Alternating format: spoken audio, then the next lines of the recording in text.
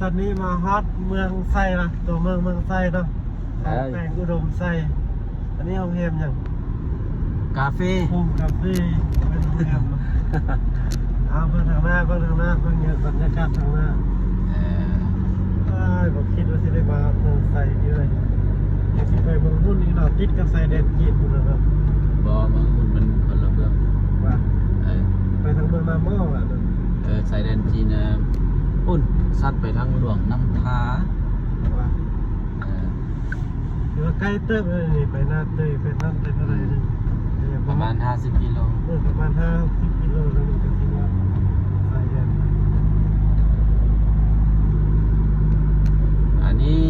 คือภาพบรรยากาศอยู่ที่เมืองไซแขวงอุดมไซเป็นน่าจะแม่นเมืองเอกของแขวงอุดมไซเด้อเข้าไปอีกเลยมีแต่ใบซื้อคน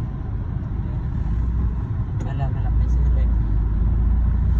อันนี้สภาพบรรยากาศอยู่ที่แขวงอุดมไซเมืองไซแขวงอุดมไซเด้อตอนแรงของมื้อนี้ทางทีมงานพวกเขาได้มาฮอดแขวงอุดมไซกันแล้วนะทุกคนเด้อนี่เห็นบ่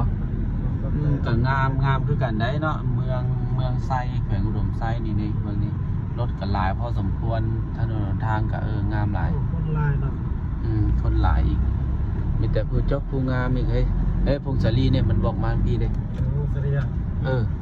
พงศาลีนั่นแหละเฮา ไปซื้อก ำลังไปตามจุดประสงค์เฮาอันดับแรกก่อนเนาะ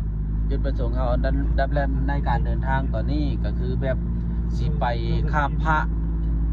เจ้าสิงห์คำอยู่ที่เมืองล่าเด้อ